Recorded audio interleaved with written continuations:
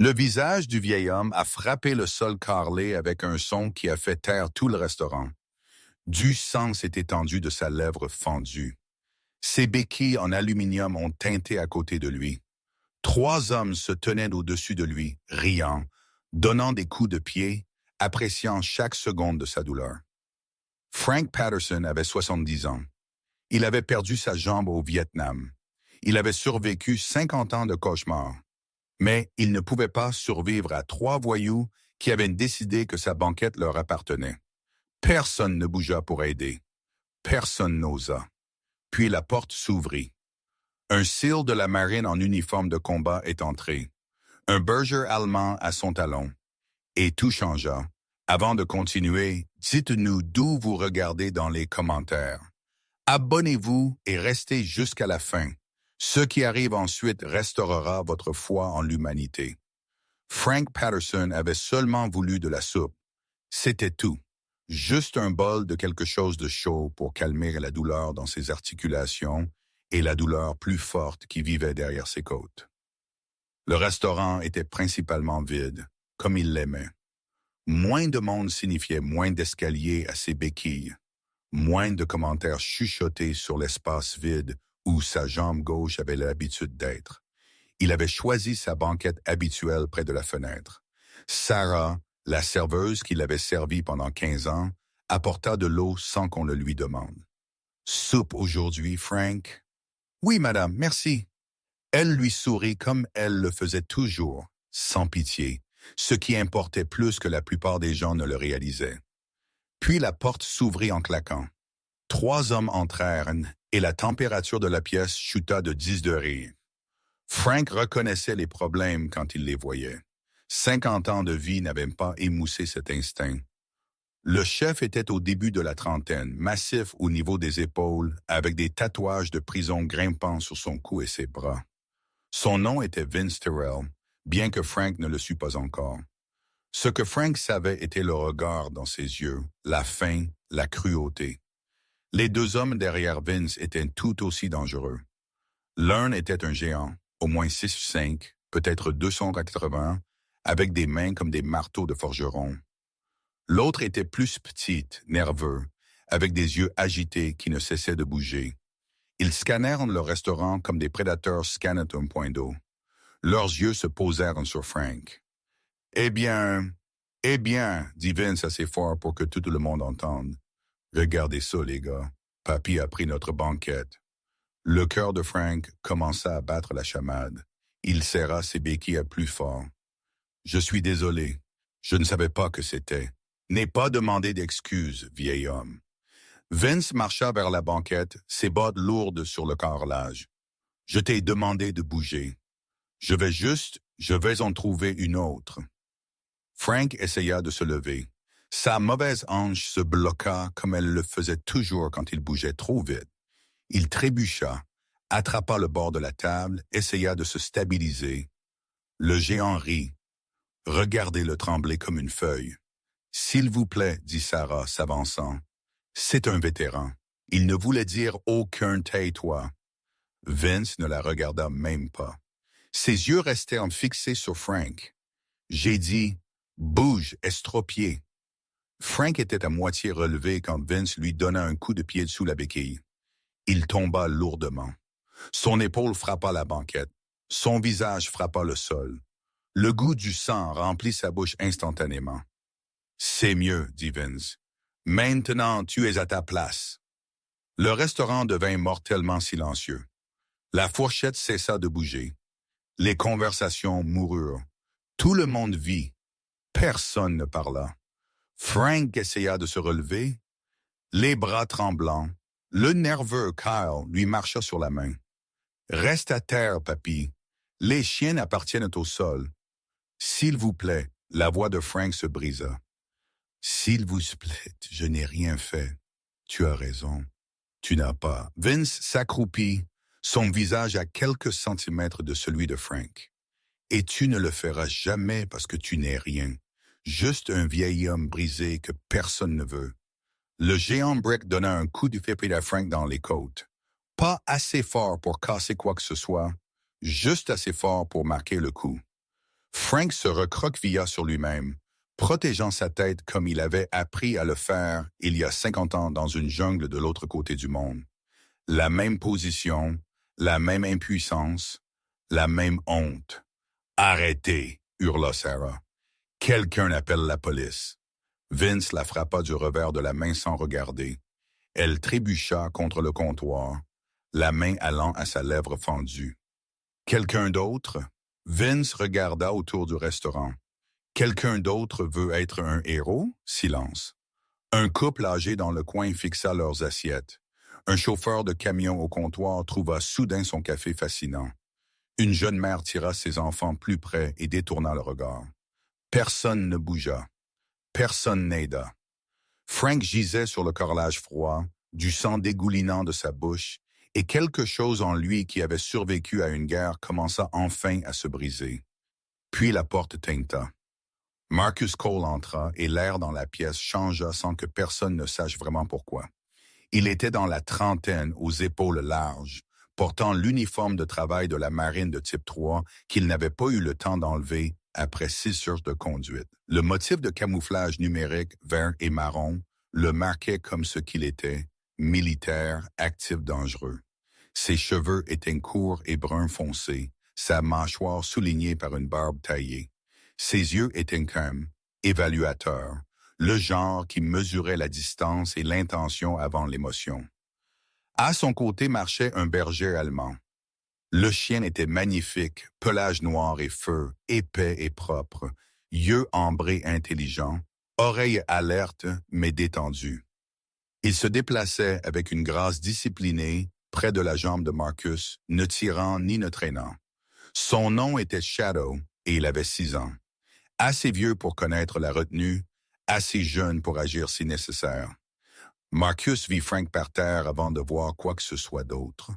Il vit le sang, les béquilles éparpillées, le vieil homme recroquevillé en position fétale pendant que 3 prédateurs se tenaient au-dessus de lui. Quelque chose de froid s'installa dans la poitrine de Marcus. Quelque chose qu'il avait appris en Afghanistan et en Irak et dans une douzaine d'autres endroits où le mal portait des visages humains. Éloignez-vous de lui. Les mots étaient calmes, ils n'avaient pas besoin d'être forts. Vince se tourna, souriant. Eh bien, regardez ça. Le gars de la marine veut jouer au héros. J'ai dit de vous éloigner. Ou quoi? Vince écarta les bras. Tu vas m'arrêter. Ce n'est pas ta juridiction, Marine. Marcus ne répondit pas. Il marcha en avant, Shadow égalant exactement son pas. Il atteignit Frank, s'agenouilla et plaça une main sur l'épaule du vieil homme. « Monsieur, pouvez-vous m'entendre? » Les yeux de Frank s'ouvrirent. Ils étaient bleu pâle, nuageux de douleur et de quelque chose de pire. Honte. La terrible honte d'un homme qui avait autrefois été fort et qui maintenant ne pouvait pas se protéger des lâches. « Je vais bien, » chuchota Frank. « Juste, laissez-les avoir la banquette. » Non. Marcus l'aida à s'asseoir, bougeant lentement, vérifiant les blessures. « Personne ne leur donne quoi que ce soit. Vous devriez partir. » La voix de Sarah trembla. Elle tenait un chiffon sur sa lèvre saignante. « Ces hommes travaillent pour Caruso. Comprenez-vous? 25 Caruso? » Marcus la regarda. « Je me fiche pour qui ils travaillent. » Vince rit. « Entendez ça, les gars? » Il ne s'en soucie pas. Il tira un couteau de sa ceinture, une lame tactique avec un bord dentelé. Peut-être devrions-nous lui apprendre pourquoi il devrait. Le corps de Shadow devint rigide. Un grondement bas roula du fond de sa poitrine. « Contrôle ton bâtard, dit Vince, ou je l'éventre. » Marcus se leva lentement. Il se positionna entre Frank et les 3 hommes. Sa posture était ouverte, main visible, mais quelque chose dans son immobilité promettait la violence. Si la violence était choisie, range le couteau. « Fais-moi. Si je dois te faire, tu n'apprécieras pas. » Kyle tourna à gauche. Brick bougea à droite. Ils essayaient de le flanquer de la même manière qu'ils avaient probablement flanqué des douzaines de victimes auparavant. Marcus suivit les 3 sans sembler bouger ses yeux. « Dernière chance, dit-il. Partez. Personne ne se blesse. Le sourire de Vince s'élargit. Tu sais ce que je pense? Je pense que tu bluffes. Je pense que tu es juste un gars en costume prétendant être dur. Tu es le bienvenu pour tester cette théorie. Tu sais quoi, Marine? Je pense que je vais.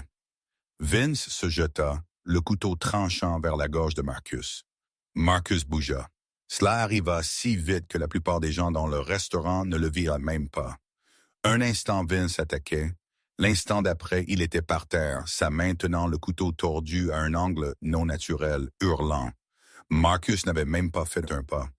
Il avait simplement redirigé l'élan de Vince, piégé son poignet et appliqué une pression jusqu'à ce que quelque chose cède. Ma main.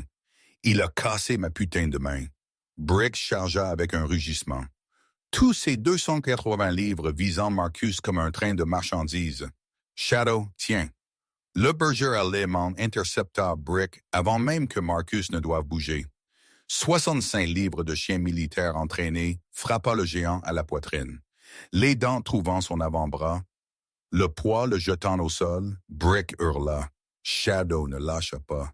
Ses mâchoires se serrèrent avec une pression contrôlée. Assez pour immobiliser, pas assez pour mutiler. Pourtant, Kyle tira son propre couteau, les yeux sauvages, et trancha Marcus par derrière. Marcus pivota, attrapa le poignet de Kyle et enfonça un coude dans son plexus solaire. Kyle se plia en deux, haletant. Marcus prit le couteau de ses doigts relâchés, puis le mit au sol avec un balayage de jambes qui lui coupa le souffle. 3 secondes, les 3 hommes étaient à terre. Le restaurant resta figé. Marcus attacha la main intacte de Vince à une patte de table avec un serre-câble. Puis Kyle. Puis il signala à Shadow de relâcher Brick, qui sanglotait et serrait son avant-bras mutilé. « Tu es mort. » Vince cracha à travers sa douleur. « Tu m'entends? Tu es mort. Caruso va. Je me fiche de Caruso. » La voix de Marcus était plate. « Je me soucie de l'homme que tu as agressé, de la femme que tu as frappée, des gens que tu as terrorisés. » Il se tourna vers Sarah. « Appelle le 911. Dis-leur qu'il y a eu une agression et que 3 suspects sont détenus. » Sarah saisit le téléphone avec des mains tremblantes. Marcus retourna vers Frank, s'agenouillant à côté de lui à nouveau. Le vieil homme le fixait avec une expression que Marcus ne pouvait pas tout à fait lire. « Vous allez bien, monsieur? Vous? » La voix de Frank se brisa. « Vous n'aviez pas à faire ça. Oui, je l'ai fait. Personne jamais. Je veux dire, je suis juste un vieux. » Il ne put finir la phrase. Des larmes coulaient sur son visage buriné, se mêlant au sang de sa lèvre fendue. « Vous êtes un vétéran, » dit Marcus doucement. « Vous servez ce pays. Cela signifie quelque chose. Cela signifie tout. » Shadow s'approcha de Frank, le nez reniflant doucement, la queue donnant un remuement hésitant. Le chien sembla sentir la détresse du vieil homme et s'installa à côté de lui, offrant chaleur et présence. Frank tendit des doigts tremblants et toucha la tête de Shadow. Un sanglot lui échappa. Puis un autre. « C'est bon, » dit Marcus. « Vous êtes en sécurité maintenant. » La porte du restaurant s'ouvrit à nouveau. Un homme entra et la température chuta une fois de plus. Il était dans la cinquantaine, portant un manteau de laine sur mesure de la couleur du charbon de bois mouillé. Ses cheveux étaient soigneusement peignés, poivre et sel. Son visage lisse d'une manière qui venait de l'argent, achetant du temps. Il sourit sans chaleur. 2 hommes armés le flanquaient. Des professionnels, pas des voyous. « Eh bien, » dit l'homme, inspectant la scène. « C'est inattendu. » Vince leva les yeux du sol, le visage tordu de douleur et de rage. « Monsieur Caruso, il nous a attaqué, m'a cassé la main. » Vincent Caruso leva un sourcil. « Je vois ça, Vince. » Il enjamba la forme allongée de Kyle sans un regard. « Et qui pourriez-vous être, marin? » Marcus Cole, cire de la marine à votre allure, l'uniforme, le chien, l'efficacité de votre travail ici. Le sourire de Caruso ne vacilla pas. Je respecte le service militaire. Mon père a servi en Corée. Alors vous devriez respecter ce que cet homme a traversé. Marcus hocha la tête vers Frank. Et vous devriez mieux contrôler vos employés. Ah, oui, le vétéran. Caruso regarda Frank avec une légère curiosité, la manière dont quelqu'un pourrait regarder une tache sur un tapis. « Monsieur Patterson, quelle malchance que vous ayez été pris dans ce malentendu. » Malentendu. La voix de Sarah était aiguë. Ils l'ont battu. Ils l'ont frappé pendant qu'il était au sol. Sarah. La voix de Caruso était douce. Douce même. « Comment va votre mère toujours à Sunset Grove? J'entends qu'il y a eu quelques problèmes avec le personnel dernièrement. Erreur de médicaments, des choses comme ça. » Sarah pâlit. Sa bouche s'ouvrit puis se ferma. Je ne pensais pas. Caruso se tourna vers Marcus. « Monsieur Cole, je suis un homme d'affaires. Je n'aime pas les complications. Vous avez créé une complication. Vos hommes ont créé la complication quand ils ont agressé un homme de 70 ans. Mes hommes disent différemment. Ils disent que le vieil homme est devenu agressif. C'est confus. Il se défendait. Il y a des témoins. » Caruso sourit et regarda autour du restaurant. Y en a-t-il?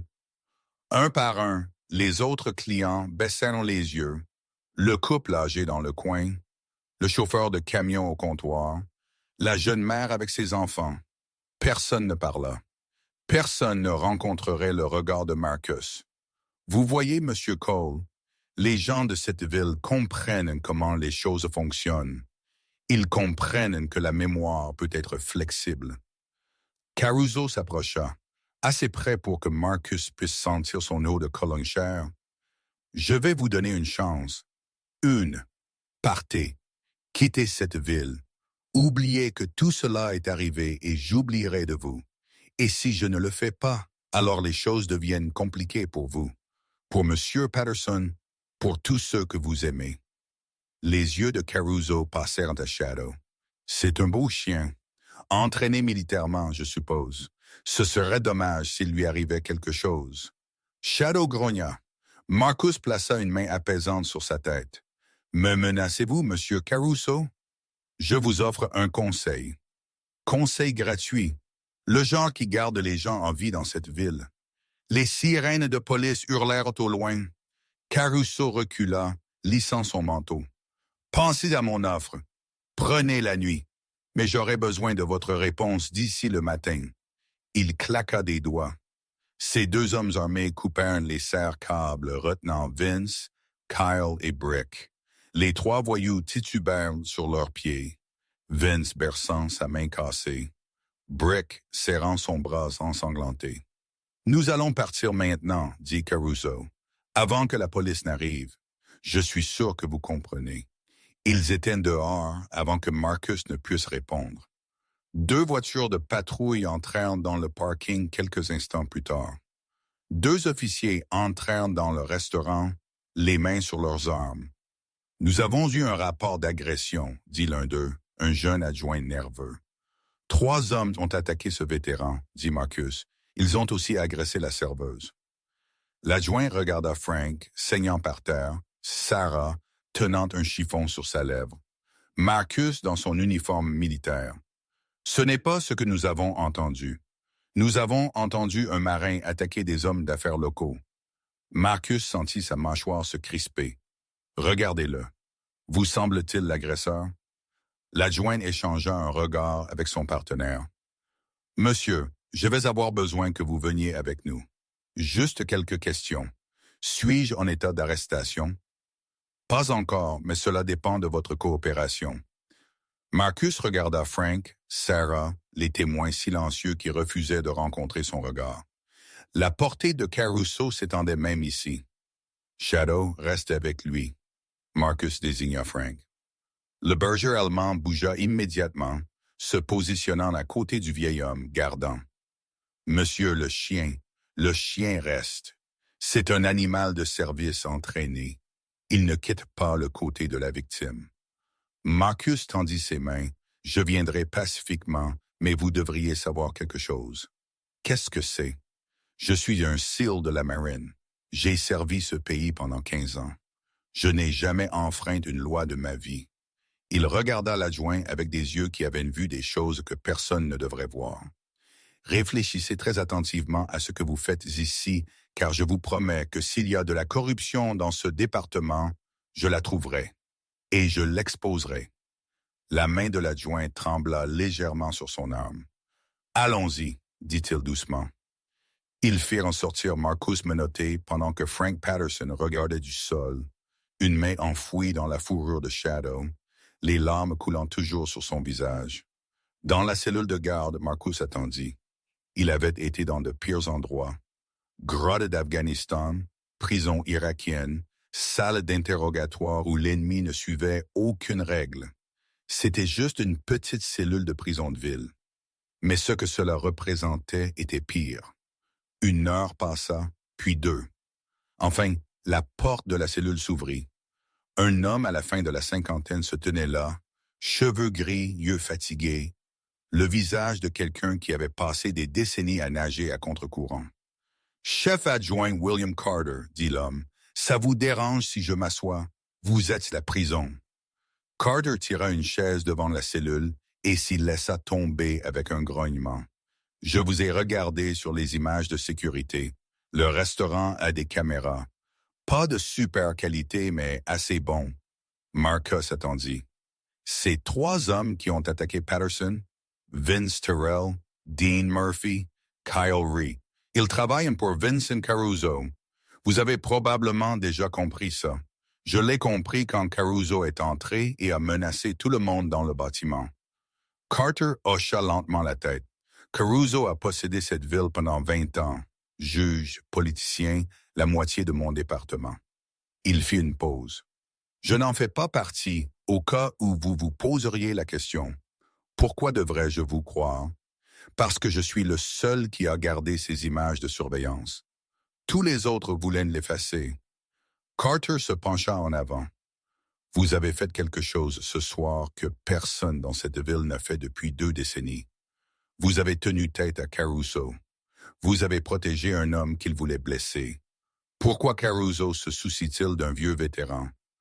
Carter resta silencieux un long moment. Puis il dit, « Frank Patterson était comptable avant le Vietnam. Quand il est revenu, il était brisé, ne pouvait pas travailler, ne pouvait pas fonctionner. Mais il y a 40 ans, avant tout ça, il faisait les comptes pour le père de Caruso. » Marcus sentit quelque chose de froid s'installer dans son estomac. Il sait des choses. Il sait où les corps sont enterrés, littéralement. L'aîné Caruso était pire que son fils. Frank est resté silencieux toutes ces années parce qu'il avait peur et était coupable et ivre la plupart du temps. Carter secoua la tête. Mais le mois dernier, Frank est devenu sobre, a commencé à aller aux Ohio, a commencé à parler de faire amende honorable. Caruso l'a découvert. Caruso découvre tout. Carter se leva. Je ne peux pas vous retenir. Les images vous montrent clairement agissant en défense de Patterson. Mais je ne peux pas non plus vous protéger. Pas de Caruso. Je n'ai pas besoin de protection. Tout le monde a besoin de protection contre cet homme. Sa portée va plus loin que vous ne pouvez imaginer. Carter ouvrit la porte de la cellule. Votre chien est avec Frank Patterson. Sarah les a emmenés tous les 2 à son appartement. Ce n'est pas sûr pour aucun d'eux d'être seul ce soir. Marcus sortit de la cellule. Où est l'appartement? Je vais vous conduire. Carter fait une pause. Et Monsieur Cole, quoi que vous prévoyiez de faire ensuite, soyez prudent. La dernière personne qui a essayé d'exposer Caruso a disparu. Ils n'ont jamais trouvé le corps. Marcus le regarda avec des yeux qui avaient vu trop d'obscurité pour avoir peur de plus. Alors peut-être est-il temps que quelqu'un qui ne peut pas disparaître essaye. Carter l'étudia un long moment. Puis il hocha la tête, peut-être bien. Ils conduisirent à travers les rues sombres en silence et Marcus commença à planifier. Caruso pensait qu'il possédait cette ville, pensait qu'il possédait tout le monde dedans. Il était sur le point d'apprendre à quel point il avait tort. L'appartement de Sarah sentait le café et la peur. Marcus entra pour trouver Frank Patterson assis sur le canapé, Shadow pressé contre ses jambes. La main du vieil homme enfouie dans la fourrure du chien, comme si c'était la seule chose le maintenant ancrée au monde. « Dieu merci », souffla Sarah quand elle vit Marcus. Je ne savais pas s'ils vous laisseraient partir. Ils n'avaient pas le choix. Marcus s'agenouilla devant Frank. Comment vous sentez-vous? Frank leva les yeux avec des yeux qui avaient vieilli de 10 ans en une nuit. Vous n'auriez pas dû m'aider. Vous auriez dû partir comme tout le monde. Ce n'est pas qui je suis, alors vous êtes un fou. La voix de Frank se brisa. Caruso vous détruira. Il détruit tout le monde. Marcus s'assit en face du vieil homme. Shadow n'avait pas bougé, toujours pressé contre la jambe de Frank, sentant le traumatisme qui rayonnait de lui comme de la chaleur. Parlez-moi de Caruso, dit Marcus. Dites-moi tout. Frank secoua la tête. Je ne peux pas. J'ai gardé le silence pendant 40 ans. Garder le silence est la seule raison pour laquelle je suis encore en vie. Garder le silence vous tue de toute façon. Marcus se pencha en avant. Je l'ai vu dans vos yeux à ce restaurant. Vous ne vivez pas. Vous attendez juste de mourir. Les mots frappèrent Frank comme un coup physique. Son visage se froissa. Vous ne comprenez pas. Les choses que je sais, les choses que j'ai aidé à dissimuler. Des larmes coulèrent sur ses joues burinées. J'avais 23 ans, fraîchement sorti de l'université. Les Caruso m'ont offert un travail pour faire leur compte. Bon argent, plus que je n'en avais jamais vu. Et vous n'avez pas posé de questions? J'ai posé beaucoup de questions. Puis, j'ai vu ce qui arrivait aux gens qui posaient des questions. Les mains de Frank tremblèrent. Il y avait un homme, Tommy Sullivan. Il travaillait à l'entrepôt, a découvert les livraisons, drogues, armes, personnes. Sa voix tomba en un chuchotement. Ils m'ont fait regarder ce qu'ils lui ont fait. Puis, ils m'ont fait enterrer les reçus. Sarah couvrit sa bouche. « Frank, tu ne m'as jamais dit. Je n'ai jamais rien dit à personne. Pendant 40 ans, je l'ai porté. Puis le Vietnam est arrivé et j'ai pensé que peut-être j'y mourrais et cela n'aurait plus d'importance. » Frank rit amèrement. « Mais je ne suis pas mort. J'ai juste perdu ma jambe et je suis rentré dans un pays qui ne voulait pas de moi et un secret qui me rongeait. » Marcus traita cette information comme il traitait les renseignements de champ de bataille. Rapidement, minutieusement, sans jugement. « Les registres que vous avez gardés, existent-ils toujours? » Frank se figea. « Comment saviez-vous que je gardais des registres? Vous étiez un comptable. Les bons comptables gardent des sauvegardes. » Marcus rencontra ses yeux. « Où sont-ils, Frank? » « Cachés. Quelque part où Caruso ne pourrait jamais les trouver. » La mâchoire de Frank se serra. « Je les ai gardés comme assurance au cas où ils viendraient un jour pour moi. Mais j'avais trop peur de les utiliser un jour. Utilisez-les maintenant, vous ne comprenez pas. Ces registres m'impliquent moi aussi. J'irai en prison, peut-être. Ou peut-être serez-vous enfin libre. » Frank le fixa un long moment, puis il regarda Shadow, qui le regarda en retour avec des yeux ambrés fixes. « Votre chien, dit Frank doucement, il n'a pas quitté mon côté depuis le restaurant. Il sait quand quelqu'un a besoin de lui. J'avais un chien au Vietnam, berger allemand comme le vôtre. Son nom était Scout. » La voix de Frank devint lointaine. « Il m'a sauvé la vie 3 fois. Mort la nuit où j'ai perdu ma jambe, s'est jeté sur une grenade destinée à moi. » Marcus sentit quelque chose bouger dans sa poitrine. C'était un bon soldat. Le meilleur, mieux que moi. Frank s'essuya les yeux. J'ai été un lâche toute ma vie, regardant, restant silencieux, laissant le mal arriver parce que se lever était trop difficile. Vous pouvez changer cela ce soir, puis-je? Frank regarda Marcus avec un espoir désespéré. À 70 ans, un lâche peut-il devenir autre chose? J'ai vu des hommes se transformer en quelques secondes. Il n'est jamais trop tard. Le silence s'étira entre eux, puis Frank hocha lentement la tête. Il y a une unité de stockage en dehors de la ville. Unité 247, les registres sont là. Tout ce que les Caruso ont fait pendant 40 ans, je vais les chercher. Ce n'est pas si simple. Frank attrapa le bras de Marcus avec une force surprenante. Caruso a des gens partout. Flics, avocats, juges, Même si vous obtenez les registres, à qui les donnerez-vous? Je connais des gens à Washington, des contacts fédéraux qui ne peuvent pas être achetés. Tout le monde peut être acheté. Pas tout le monde. Marcus se leva. Restez ici avec Sarah. Shadow vous protégera. Non. Frank lutta pour se lever, attrapant ses béquilles. Si je dois arrêter d'être un lâche, je dois venir avec vous. Je dois être celui qui remet ses registres. Frank, vous pouvez à peine marcher. J'ai marché à travers des jungles avec la moitié d'une jambe.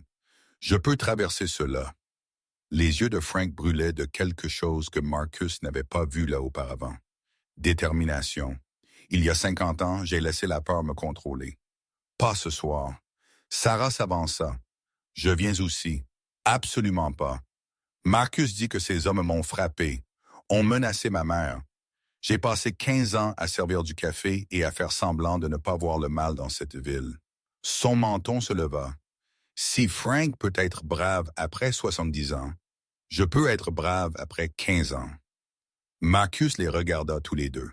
Un vieil homme avec des béquilles et une serveuse d'âge moyen avec une lèvre fendue.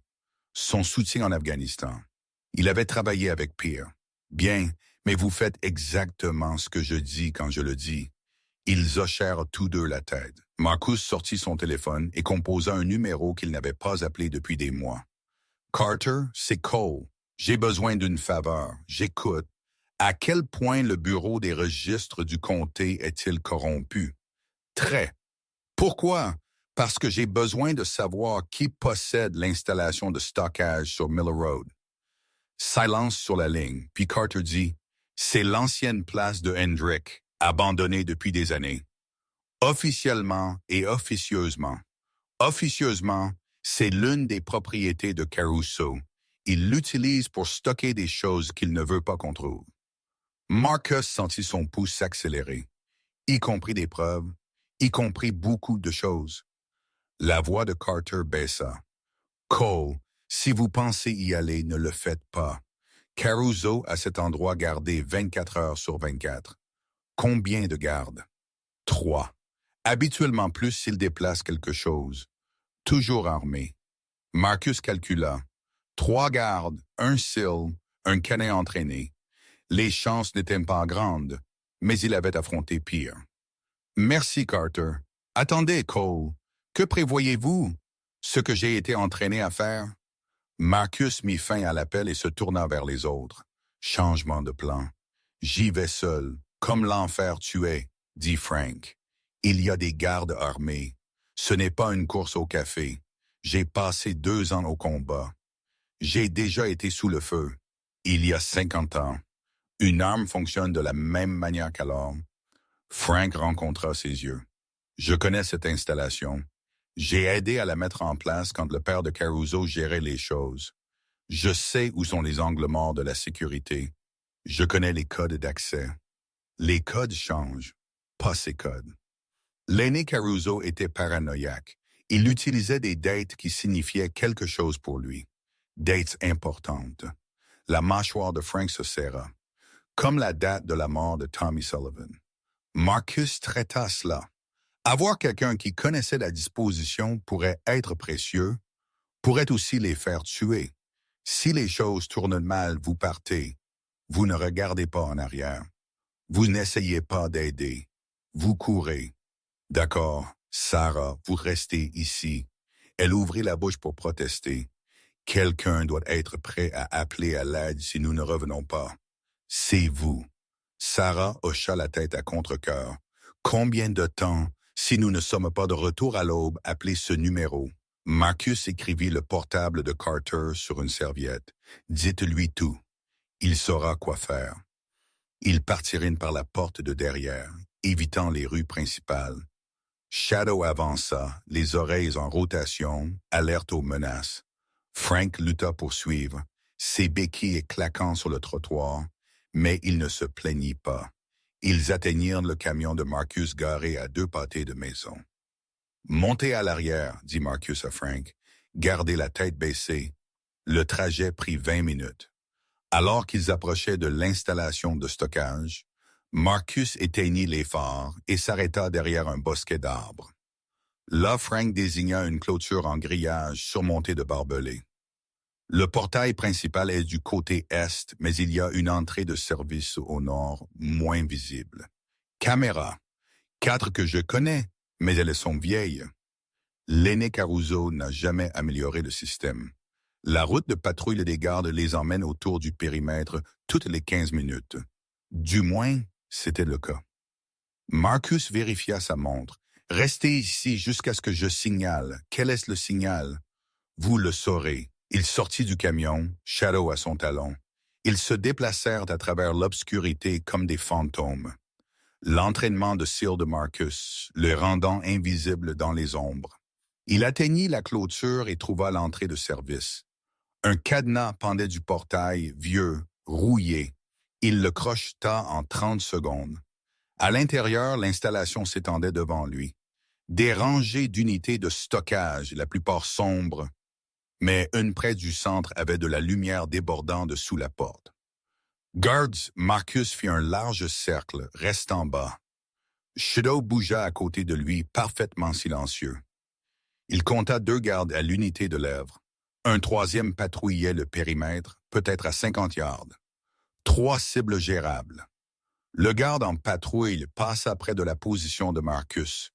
Marcus attendit que l'homme ait le dos tourné, puis bougea. Une main sur la bouche, un bras autour du cou. Pression, obscurité. Les gardes s'effondrèrent d'inconscients. Marcus lui attacha les mains avec des serre-câbles et le traîna derrière une unité de stockage. 2 restants. Il signala Shadow d'un geste de la main. Le chien comprit instantanément, se déplaçant vers l'unité éclairée depuis la direction opposée. Marcus approcha par l'ouest. À travers un espace dans la porte, il put voir les 2 gardes jouant aux cartes à une table pliante, des pistolets à leurs hanches, un fusil de chasse appuyé contre le mur. Il frappa 2 fois sur le mur métallique. Les gardes levèrent les yeux. « Vérifiez, » dit l'un. L'autre se leva, la main sur son pistolet, et marcha vers la porte. Marcus attendit. La porte s'ouvrit. Le garde sortit. Shadow le frappa par la gauche. L'homme tomba avec un cri étranglé. 65 livres de berger allemand, le clouant au sol. Le second garde se jeta sur le fusil de chasse. Marcus était plus rapide. Il fit irruption par la porte, traversa la distance en 3 pas et mit le garde au sol d'un coup à la tempe. Shadow, relâche. Le chien recula. Le premier garde gisait gémissant, le bras saignant mais intact. Marcus attacha les 2 hommes avec des serre-câbles et les bâillonna. Puis il sortit son téléphone et envoya un seul texte à Frank. Dégagé. Unité 247, entrée nord. 5 minutes plus tard, Frank apparut à la porte, respirant difficilement, de la sueur sur son visage malgré le froid. Vous ne mentiez pas à propos de ses compétences de SEAL. Jamais ne le fait. Marcus hocha la tête vers les rangées d'unités. 247. Par ici. Ils se déplacèrent à travers l'installation jusqu'à ce qu'ils atteignent une unité près de l'arrière. Frank frappa un code dans le clavier. 092. La porte s'ouvrit en un clic. À l'intérieur, des boîtes bordaient les murs. Des douzaines d'entre elles. Peut-être des centaines. Tout cela. Marcus fixa. 40 ans de registre. Frank se déplaça vers une boîte dans le coin marqué d'un X rouge fané. Mais c'est ce dont vous avez besoin. Les originaux, non-date montent encore. Il ouvrit la boîte. Chemise Bristol, registre, photographie. Marcus ramassa une photo. Un homme à peine reconnaissable, gisant dans ce qui ressemblait à une tombe peu profonde. Tommy Sullivan, dit Frank doucement, c'est ce qu'ils lui ont fait. C'est ce qu'ils m'ont fait aider à dissimuler. Marcus posa la photo.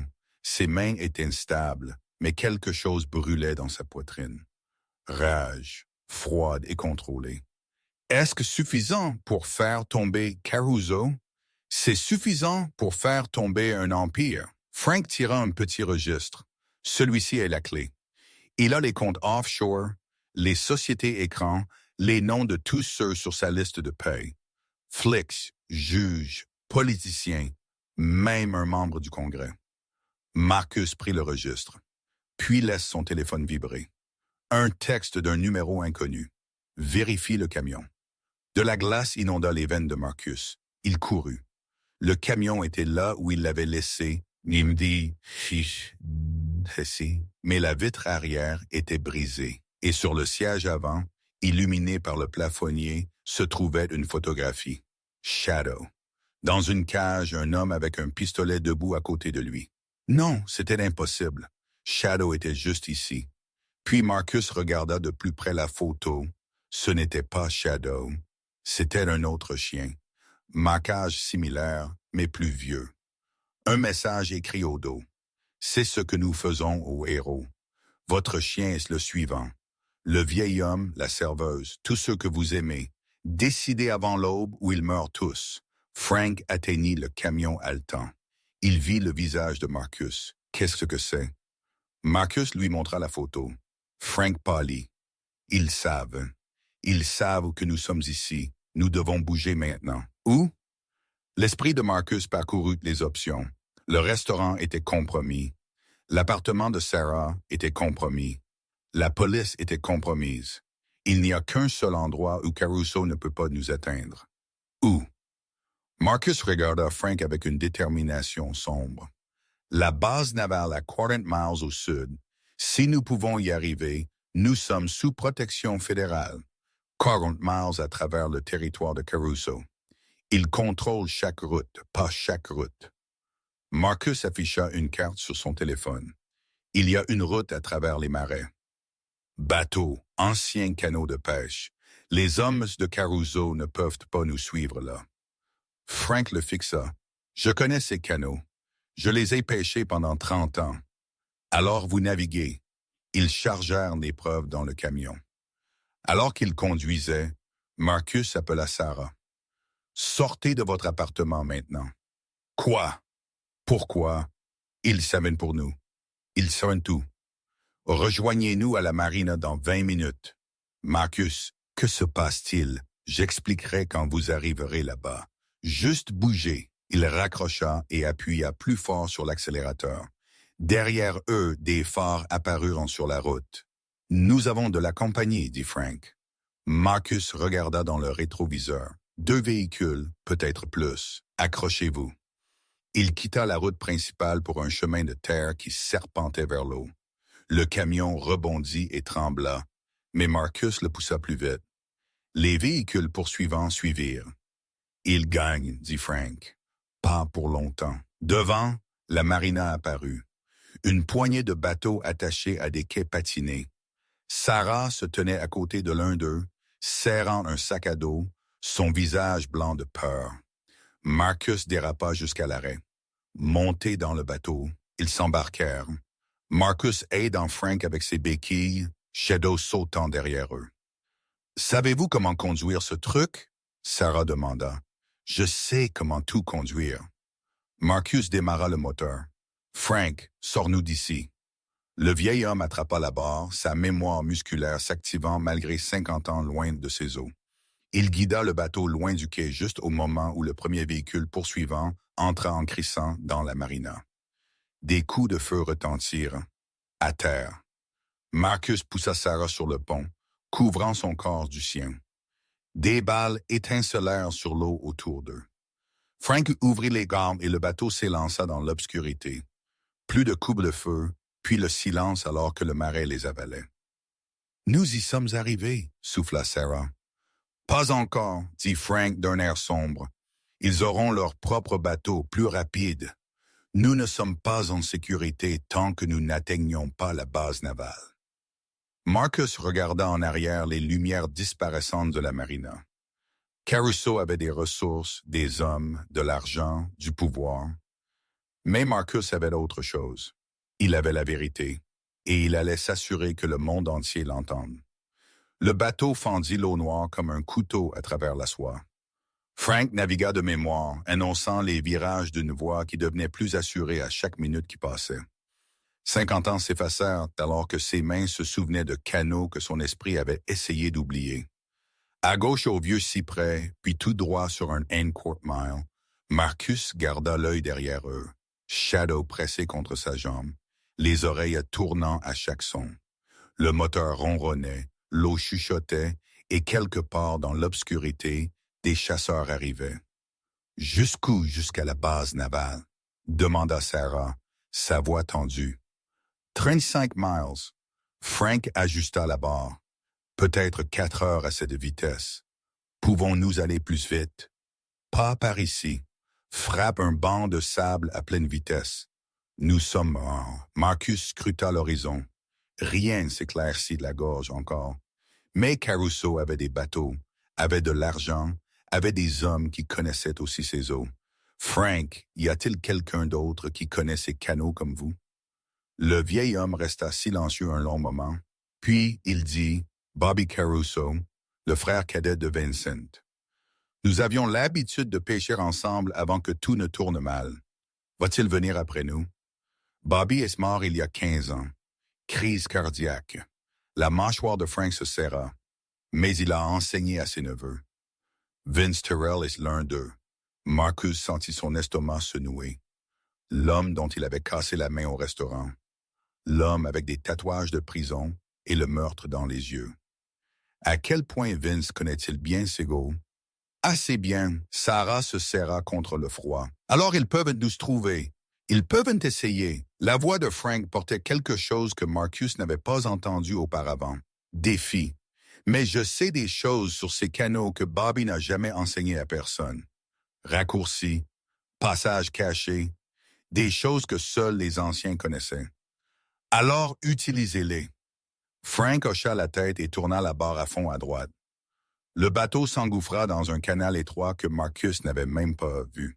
Ce passage mène à travers l'ancienne propriété de Jensen, abandonnée depuis les années 60. Personne ne se souvient qu'il est ici. Ils s'enfoncèrent plus profondément dans le marais. L'obscurité était absolue maintenant.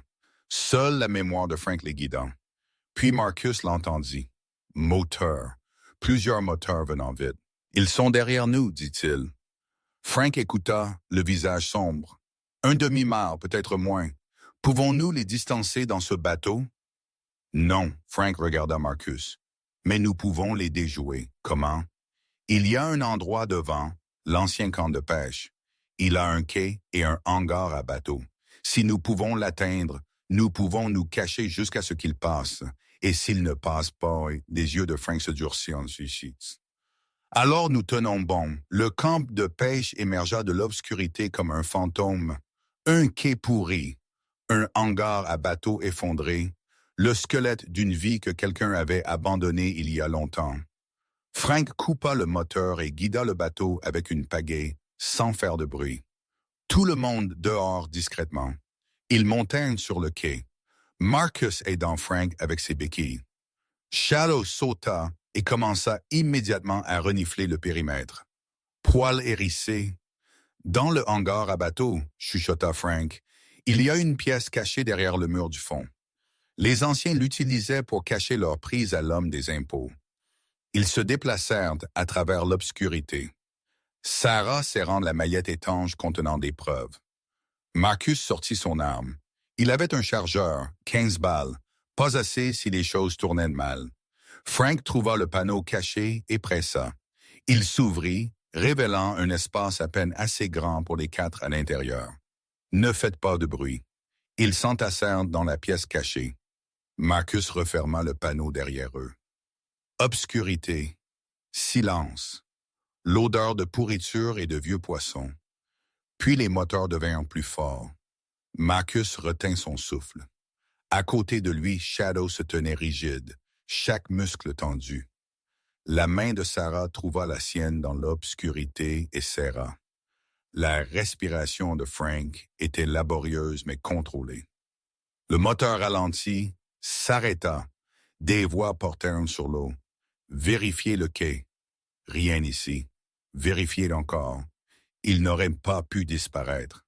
Pas sur le bois pourri. Se rapprochant, Marcus leva son arme. S'il trouvait cette pièce, il en prendrait autant qu'il pourrait avant qu'il ne le prenne. Un faisceau de lampes de poche balaya les fissures dans le mur du hangar à bateau. Marcus se pressa contre le panneau caché, se faisant petit, dégagé. Qu'en est-il du bâtiment? Il est en train de s'effondrer. Personne n'est venu ici depuis des années. Le patron dit de tout vérifier. Les pas entrèrent dans le hangar à bateau. Marcus pouvait entendre l'homme respirer, pouvait entendre le grincement des planches sous son poids. Shadow grogna presque inaudiblement. Marcus plaça une main apaisante sur sa tête. Pas encore. Pas encore. Le faisceau de la lampe de poche balaya la pièce, passa sur le panneau caché, s'arrêta. Le doigt de Marcus se serra sur la gâchette. Rien, appela l'homme.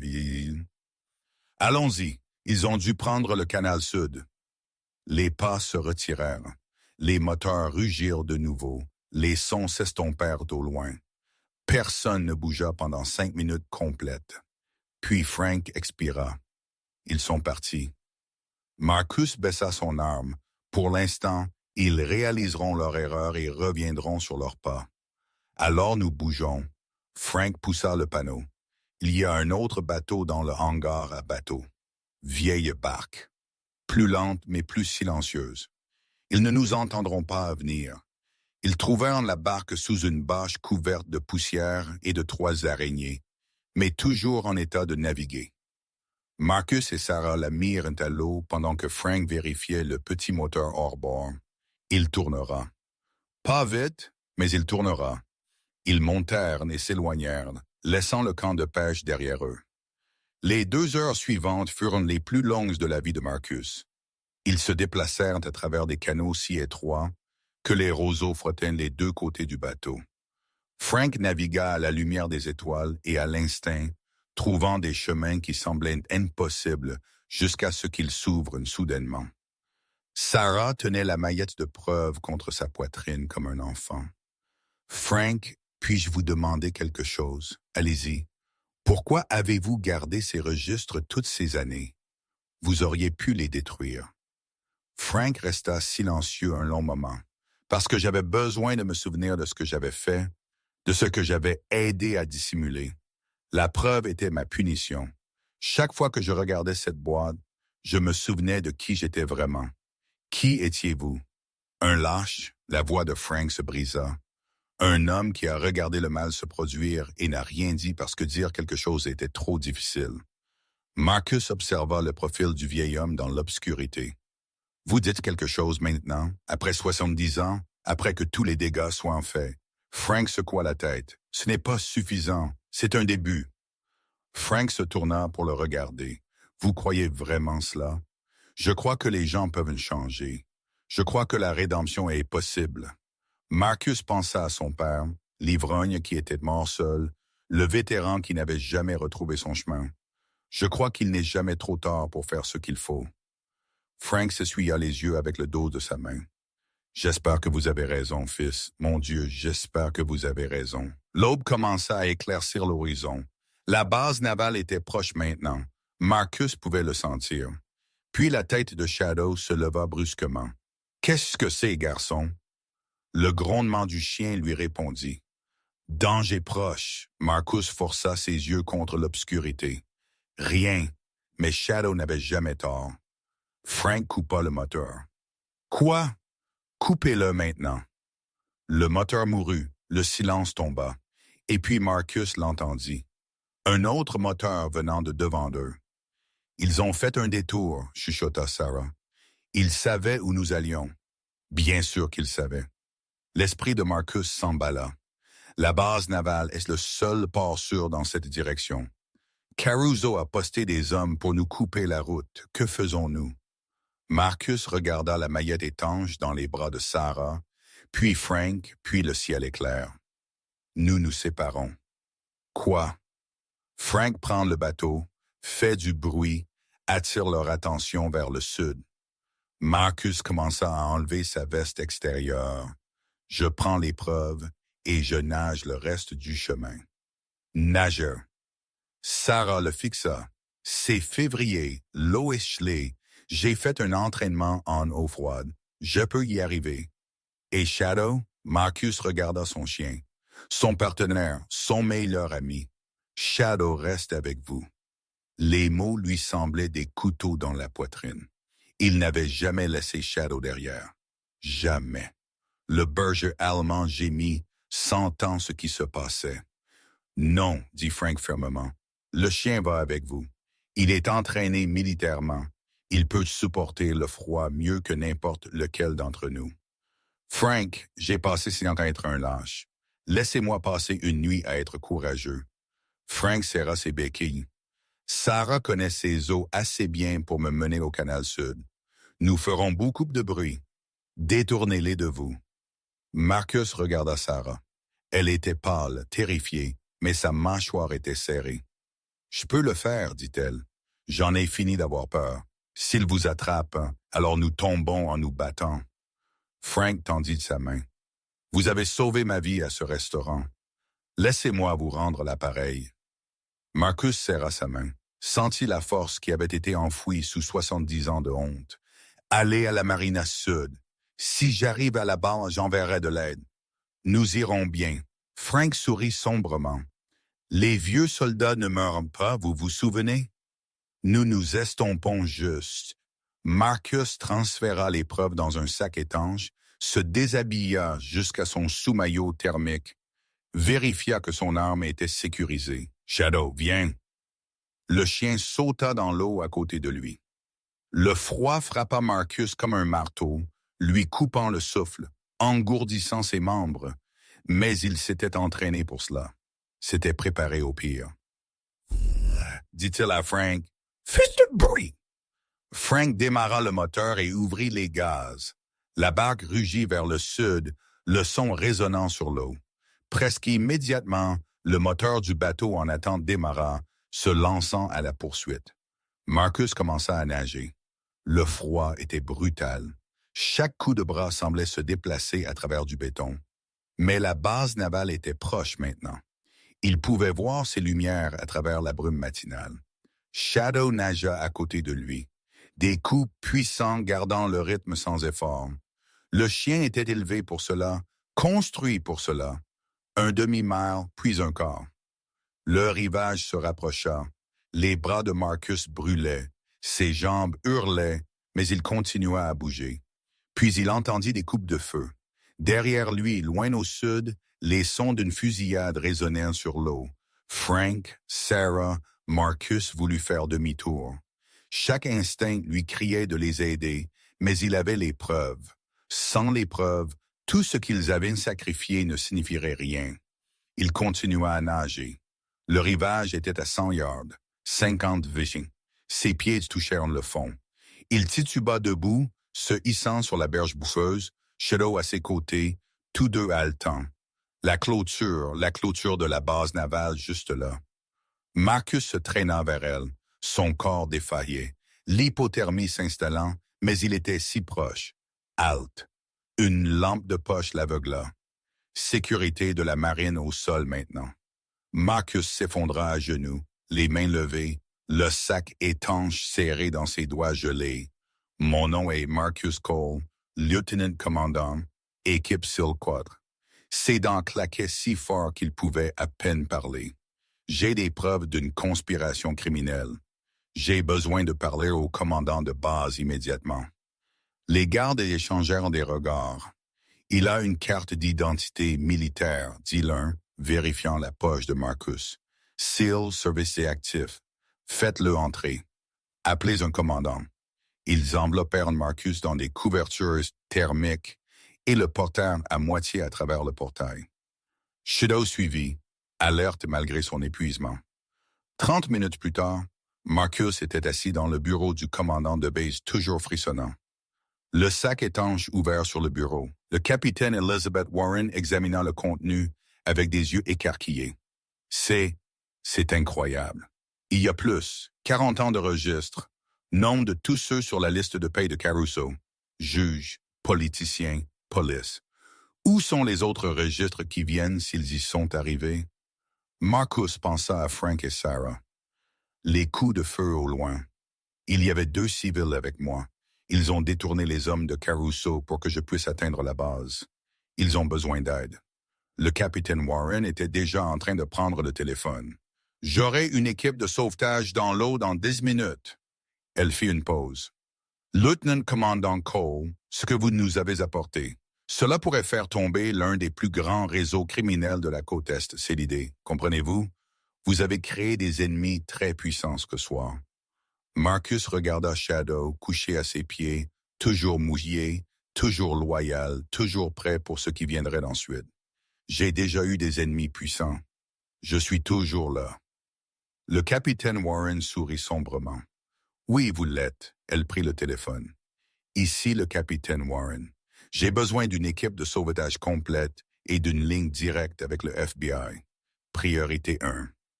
Marcus se pencha en arrière dans sa chaise, l'épuisement le rattrapant finalement. Quelque part dehors, Frank et Sarah se battaient pour leur vie. Quelque part dehors, Caruso réalisait que son empire était sur le point de tomber. Et quelque part au fond de lui-même, Marcus sentit quelque chose qu'il n'avait pas senti depuis longtemps. Espoir. La bataille n'était pas terminée, mais pour la première fois, il crut qu'il pourrait réellement gagner. L'hélicoptère de sauvetage trouva Frank et Sarah 40 minutes plus tard. Ils étaient blottis derrière un bateau retourné sur un banc de sable, se mettant à l'abri des hommes de Caruso qui les avaient immobilisés. Frank avait été blessé par balle à l'épaule. Sarah avait une entaille au front due à des débris volants, mais ils étaient vivants. L'arrivée de l'hélicoptère de la marine changea tout. Les hommes de Caruso se dispersèrent comme des cafards quand le projecteur les frappa.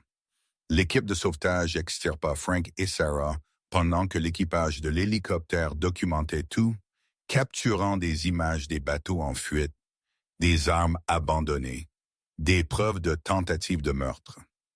Marcus attendait sur la base quand ils atterrirent. Frank descendit de l'hélicoptère sur une civière, son visage gris de douleur et de perte de sang, mais ses yeux trouvèrent Marcus. Marcus immédiatement. « Y êtes-vous arrivé? Les preuves sont en sécurité. » Tout cela. La main de Frank trouva le bras de Marcus, serrant avec une force surprenante. Alors ça en valait la peine. Tout en valait la peine. Vous allez bien vous en sortir, Frank. Les médecins ici sont les meilleurs, je sais. Les yeux du vieil homme brillèrent. Pour la première fois en 15 ans, je crois réellement que demain pourrait être meilleur qu'aujourd'hui. Ils le transportèrent vers l'établissement médical. Sarah marchait à côté de la civière, tenant la main de Frank, des larmes coulant sur son visage. « Vieil homme fou », chuchota-t-elle, « vous avez failli vous faire tuer. » Presque ne compte pas. Frank esquissa un faible sourire. « C'est ce que j'ai appris au Vietnam. » Marcus les regarda partir, puis se tourna pour trouver le capitaine Warren s'approchant avec deux hommes en costume sombre. « Lieutenant-commandant Cole, voici les agents spéciaux Morrison et Chen, FBI. » Morrison tendit sa main. « Nous construisons un dossier contre Caruso depuis 5 ans. Ce que vous nous avez apporté ce soir, c'est tout ce dont nous avions besoin. Alors, utilisez-le vite avant que Caruso n'ait la chance de détruire ce qui reste de ses registres. Nous sommes déjà en mouvement. Les équipes tactiques du FBI sont en route vers les propriétés de Caruso au moment où nous parlons. » L'expression de Morrison devint sérieuse. « Mais il y a une complication. » « Quel genre de complication? » Chen sortit une tablette et montra à Marcus une photographie. Un homme en costume chair, cheveux argentés, le sourire confiant de quelqu'un qui croyait être intouchable. Vincent Caruso n'était à aucune de ses locations connues. Il a disparu. Marcus sentit sa mâchoire se crisper. Il court ou planifie quelque chose. La voix de Morrison baissa. Il y a 1 heure, nous avons intercepté une communication. Caruso a appelé tous ses hommes restants. Chaque exécuteur, chaque contact, chaque flic véreux toujours sur sa liste de paye. Ils se rassemblent quelque part, mais nous ne savons pas où. Il va tenir bon. Ou il va essayer d'éliminer les témoins avant que l'affaire ne passe en jugement. Chen regarda Marcus directement. Cela signifie vous et Frank Patterson et toute autre personne qui peut témoigner contre lui. Marcus pensa à Frank gisant dans un lit d'hôpital avec une blessure par balle. De Sarah, épuisée et terrifiée, mais enfin courageuse. The Shadow, toujours mouillé et froid, mais alerte à ses pieds. Où rassemblerait-il ses hommes? Ses propriétés sont compromises. Morrison secoua la tête. Nous ne savons pas. Caruso a des actifs que nous n'avons pas identifiés. Cachette, entreprise, propriété sous d'autres noms. Une pensée frappa Marcus. Le restaurant, le Rosie's Diner, où tout cela a commencé. Qu'en est-il? Caruso agissait comme s'il possédait l'endroit. La façon dont il entrait, la façon dont tout le monde lui déférait. Ce n'était pas seulement de l'influence, c'était de la propriété. Chen était déjà en train de taper sur sa tablette. Propriété du Rosie's Diner enregistrée auprès d'une société écran. Même société écran qui possède un entrepôt sur le front de mer et une propriété en dehors de la ville. La propriété en dehors de la ville. Qu'est-ce que c'est? Plus de dactylographie. Ancienne conserverie fermée depuis 20 ans, mais les factures d'électricité sont à jour. Quelqu'un l'utilise. Marcus regarda le capitaine Warren. J'ai besoin d'une équipe et j'en ai besoin maintenant. C'est une opération du FBI, dit Morrison. Nous ne pouvons pas autoriser l'implication civile. Je ne suis pas un civil. Je suis militaire en service actif. Et ces hommes ont essayé de me tuer et 2 personnes sous ma protection. La voix de Marcus était froide. J'y vais. La seule question est de savoir si j'y vais avec du renfort ou seul. Warren et Morrison échangèrent des regards. Finalement, Morrison hocha la tête. Nous coordonnerons avec l'équipe tactique du FBI, mais vous restez en arrière jusqu'à ce que le site soit sécurisé. Bien. Renifle. C'était un mensonge et ils le savaient tous, mais ils l'acceptèrent parce qu'ils avaient besoin de lui. 30 minutes plus tard, Marcus était dans un Humvee se dirigeant vers l'ombre de la vieille conserverie à ses côtés. Une équipe de SEALs de la marine de la base fournissant un soutien. Son téléphone vibra. Appel du chef adjoint Carter. J'ai entendu ce qui s'est passé. Vous êtes fou. Vous savez ça? On me l'a dit. Caruso s'effondre. La moitié de ses flics ont déjà retourné leur veste, essayant de conclure des accords avant que le FBI n'arrive à eux. Carter fit une pause. Mais il y a quelque chose que vous devriez savoir. Quoi? Vince Terrell, celui dont vous avez cassé la main, il est toujours là. Et le bruit court qu'il a juré de vous tuer personnellement, a dit que vous l'aviez humilié, a dit qu'il ne se reposerait pas tant que vous ne seriez pas mort. Marcus se souvint de la rage dans les yeux de Terrell. La promesse de violence. Bon à savoir, soyez prudent, Cole. Terrell n'est pas intelligent, mais il est vicieux. Il ne se battra pas loyalement. Moi non plus. Le convoi s'arrêta à 1/4 de mile de la conserverie. Les équipes tactiques du FBI étaient déjà en position entourant le bâtiment. Morrison s'approcha de Marcus. Nous comptons au moins 12 hommes à l'intérieur, peut-être plus. Le véhicule de Caruso est confirmé sur place. Plan d'entrée. Brèche simultanée avant et arrière. Nous entrons vite et fort. Morrison regarda Shadow. Votre chien entraîné pour cela mieux que la plupart des hommes avec qui j'ai travaillé. Alors il est en pointe. Ils se mirent en position. Marcus sentit le calme familier s'installer sur lui. Le même calme qu'il avait ressenti en Afghanistan, en Irak, dans une douzaine d'autres endroits où la mort était une compagne constante. Shadow le sentit aussi. Le corps du chien devint rigide de préparation, muscles contractés, yeux fixés sur la cible. Brèche dans 30 secondes, dit Morrison dans sa radio. Toutes les équipes confirment. Les confirmations crépitèrent à travers l'oreillette. Marcus sortit son arme. Vérifiez le chargeur. 15 balles et plus 2 de rechange. 10 secondes. Il regarda Shadow. Prêt, garçon, un grondement bas. Confirmation. Brèche, brèche, brèche. Les portes explosèrent vers l'intérieur. Des grenades assourdissantes explosèrent. La fumée remplit l'air.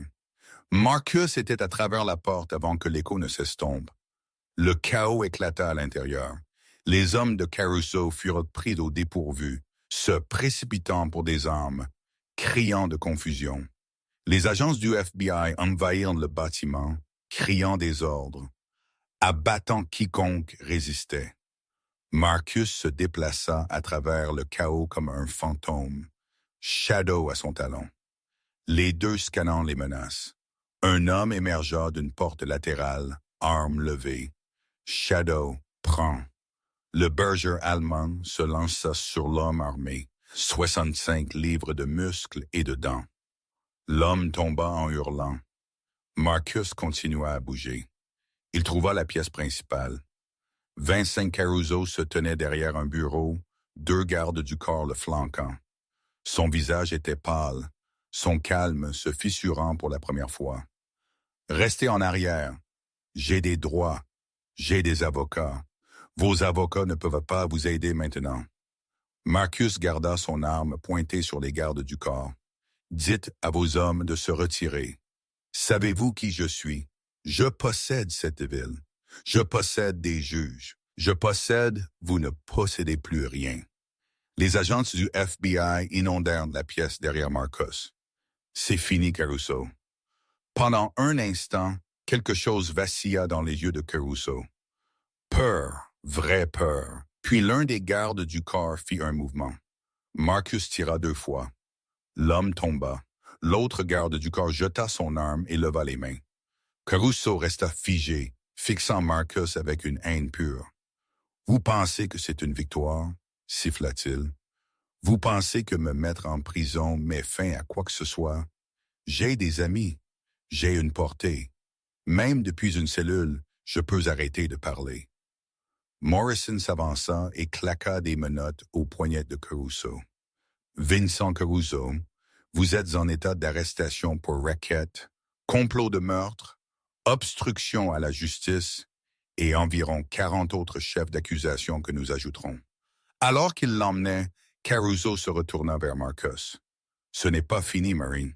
Mes gens vous trouveront. Ils trouveront tous ceux que vous aimez. Ce n'est pas Shadow. » Silence. Le berger allemand s'avança, un grondement sourd, les dents découvertes. Les mots de Caruso moururent dans sa gorge. Pour la première fois, il parut réellement effrayé. Ils le traînèrent dehors et Marcus s'accorda un moment de satisfaction. Puis sa radio crépita. « Appel, nous avons un problème. » Un des hommes de Caruso s'est échappé par une sortie arrière, se dirigeant vers le front de mer. Description. Grand gaillard, tatouage, main cassée dans un plâtre. Vince Terrell, Marcus bougeait avant que la radio ne se taise. Shadow bondit en avant, ramassant l'odeur. Ils émergèrent de la conserverie dans l'air froid du matin. Le front de mer s'étendait devant eux, un labyrinthe de vieux quais et de bâtiments abandonnés. Le nez de Shadow ouvrit le chemin, traquant Terrell à travers la confusion. Ils le trouvèrent au bout d'une jetée, debout à côté d'un petit bateau rapide. Il vit Marcus et se figea. « Vous, moi? » Marcus garda son arme pointée, plus nulle part où courir. La main cassée de Terrell pendait inutilement à son côté, mais sa bonne main tenait un pistolet. « Vous avez tout gâché. Tout. L'empire de mon oncle, mon futur, tout cela. Votre oncle l'a ruiné lui-même. 40 ans de mal ne restent pas cachés éternellement. Tais-toi. » La voix de Terrell se brisa. « Vous pensez être une sorte de héros? Vous n'êtes rien. Un uniforme avec un chien. Peut-être. Mais sur l'uniforme qui a fait tomber toute votre famille. » Terrell hurla et leva son pistolet. Marcus tira le premier. Le coup atteignit Terrell à l'épaule, le faisant tourner. Son arme claqua sur la jetée. Shadow était sur lui avant qu'il ne puisse récupérer, le clouant aux planches de bois. Marcus approcha lentement, arme toujours levée. « C'est fini, Terrell. Tout cela. » Terrell gisait sur la jetée, les dents de Shadow à quelques centimètres de sa gorge, des larmes de rage et de frustration coulant sur son visage. « Tuez-moi. Juste tuez-moi. Je n'ai plus rien. La mort est trop facile. » Marcus rengaina son arme. « Vous allez vivre. Vous allez être jugé et vous allez passer le reste de votre vie dans une cellule, à penser à tout ce que vous avez perdu. » Des agents du FBI arrivèrent quelques secondes plus tard, le prenant en garde à vue. Marcus se tenait au bord de la jetée, regardant le lever du soleil sur l'eau. Shadow pressé contre sa jambe, épuisé mais fidèle. C'était fini. Enfin fini. Son téléphone vibra. Un texte de l'hôpital. Frank Patterson, sorti de chirurgie, est à table, vous demandant. Marcus sourit et répondit « En route ». Il retourna à travers la conserverie, passant devant les criminels menottés, passant devant les équipes de preuves, passant devant les agents du FBI qui lui firent un signe de tête avec respect. Le capitaine Warren le rencontra à la sortie. « Nuit d'enfer, lieutenant commandant. »« Oui, madame, le directeur du FBI a appelé personnellement. Ils veulent vous féliciter pour vos actions. On parle d'une médaille. Je n'ai pas besoin de médaille. J'ai juste besoin de savoir que ces gens sont en sécurité. » Warren sourit. « Ils le sont grâce à vous. » Marcus hocha la tête et marcha vers le Humvee en attente. Shadow sauta à côté de lui, se blottissant immédiatement sur le siège, se permettant enfin de se reposer. « Bon garçon, » chuchota Marcus, « tu as bien fait. » La queue du chien remua une fois. Reconnaissance. Alors qu'il conduisait vers l'hôpital, Marcus pensa à tout ce qui s'était passé. Un restaurant, 3 voyous, un vieux vétéran par terre. Cela avait commencé si simplement, et cela s'était terminé avec la chute de l'un des seigneurs du crime les plus puissants de la côte Est. Mais ce n'était pas vraiment à propos de Caruso. Ce n'était pas à propos de corruption ou de preuves ou d'empire criminel. C'était à propos de se lever, de refuser de détourner le regard, de décider que certaines choses valaient la peine d'être combattues, quel qu'en soit le coût.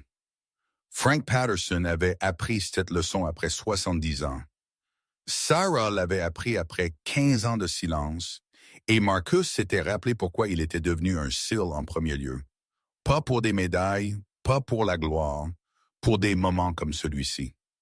Quand le mal fut vaincu et les bonnes personnes sauvées, l'hôpital apparut.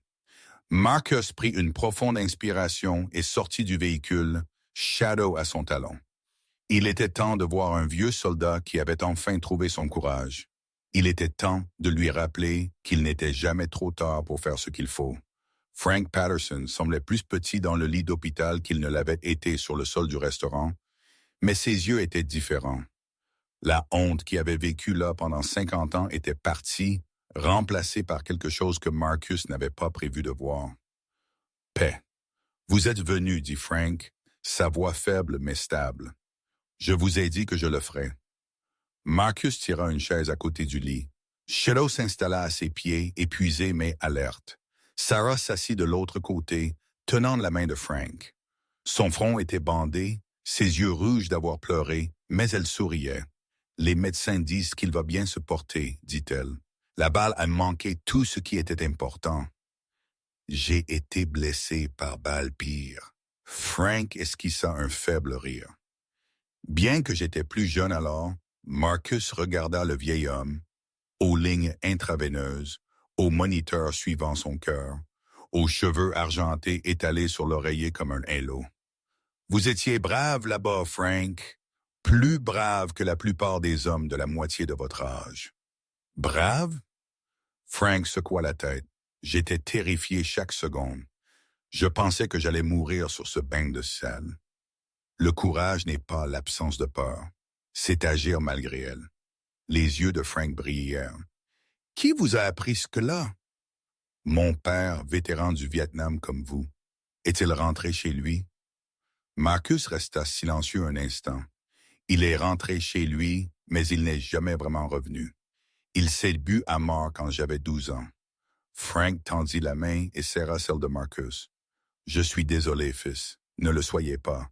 Sa mort m'a appris quelque chose d'important. Elle m'a appris que les batailles que nous menons à l'intérieur sont plus dures que tout ennemi que nous affrontons à l'extérieur. » Marcus rencontra les yeux de Frank. « Vous avez mené cette bataille pendant 50 ans et vous avez gagné. » Des larmes coulèrent sur les joues burinées de Frank.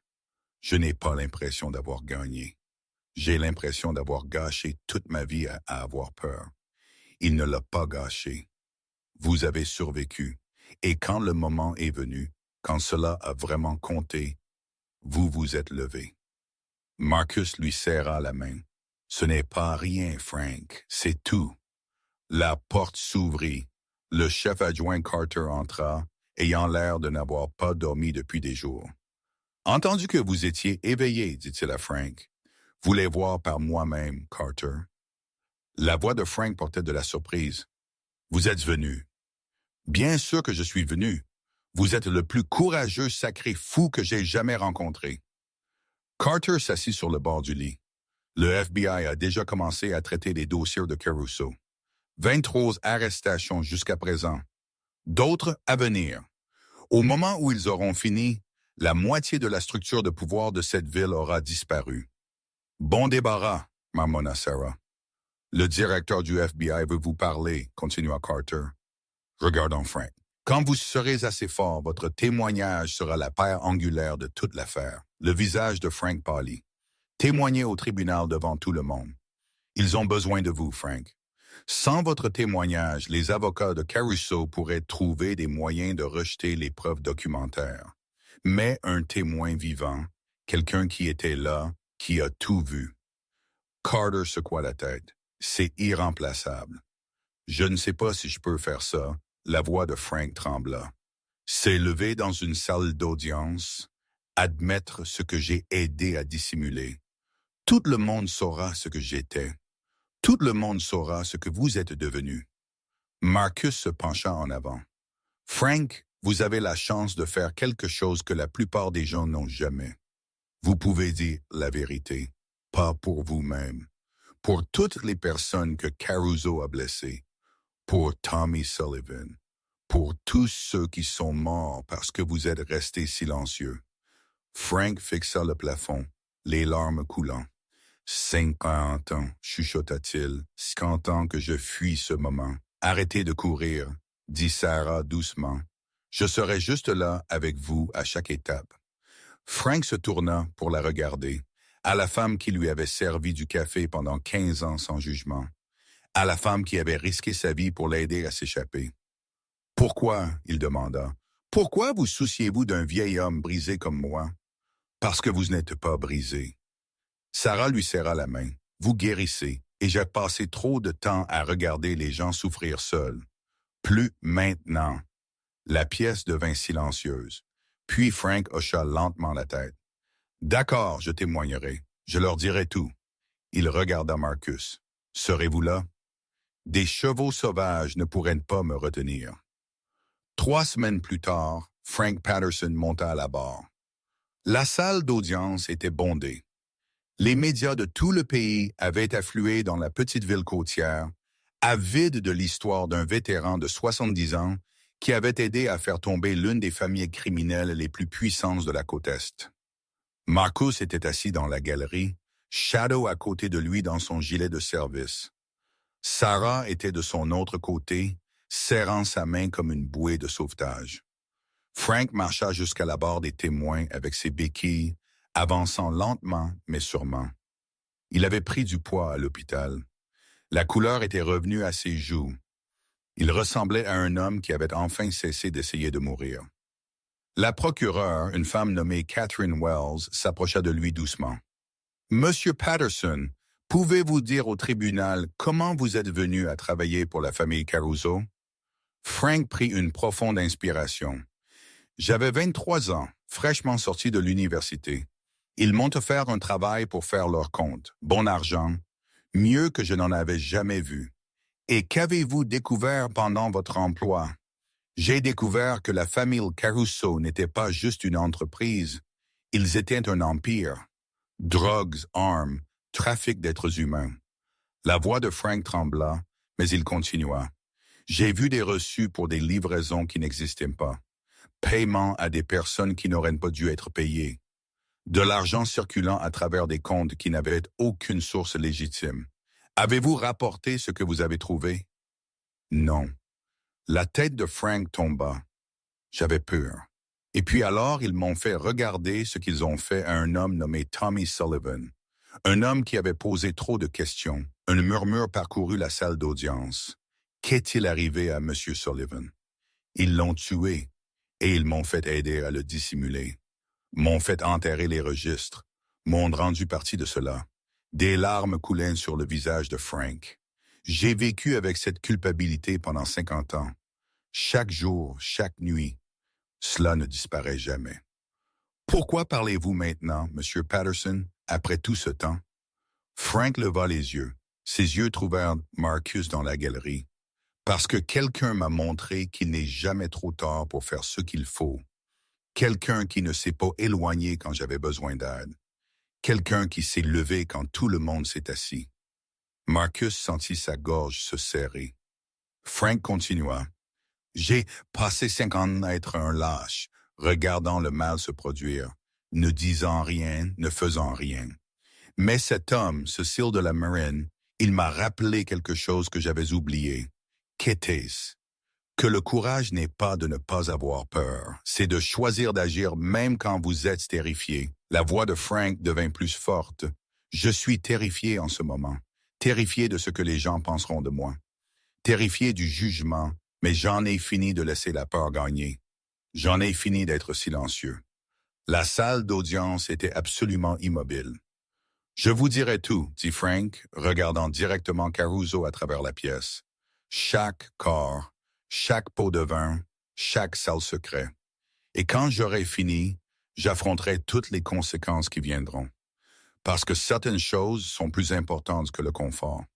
Certaines choses sont plus importantes que la sécurité. Sa voix se brisa. Certaines choses valent la peine de mourir pour. Le visage de Caruso était devenu blanc. Ses avocats chuchotaient frénétiquement, mais rien ne pouvait arrêter ce qui arrivait. Frank Patterson a témoigné pendant 3 jours. Il a nommé des noms, des dates, des lieux. Il a produit des registres qui avaient été cachés pendant 40 ans. Il a relié des points que les enquêteurs avaient passé des décennies à essayer de relier.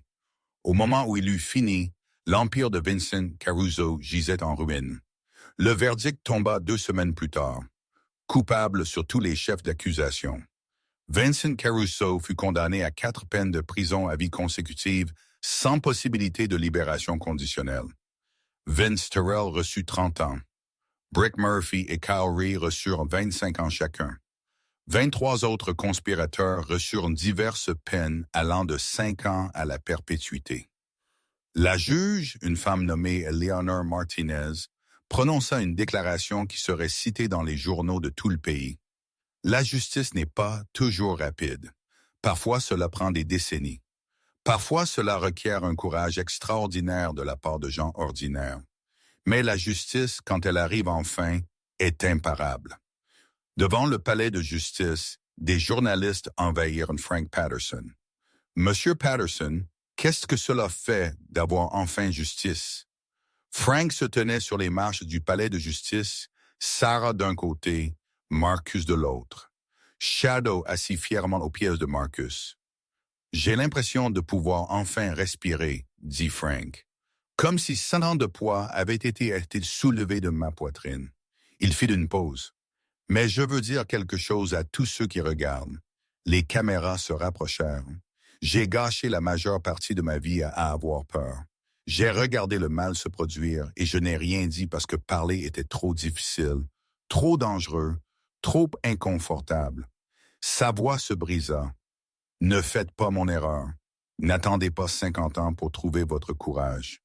Chaque jour que vous restez silencieux, le mal devient plus fort. Chaque jour que vous détournez le regard, l'injustice gagne. Il se tourna pour regarder Marcus. Cet homme a sauvé ma vie. Pas juste dans ce restaurant, pas juste dans ces marais. Il a sauvé mon âme. Les larmes de Frank coulaient librement maintenant. Il m'a montré que les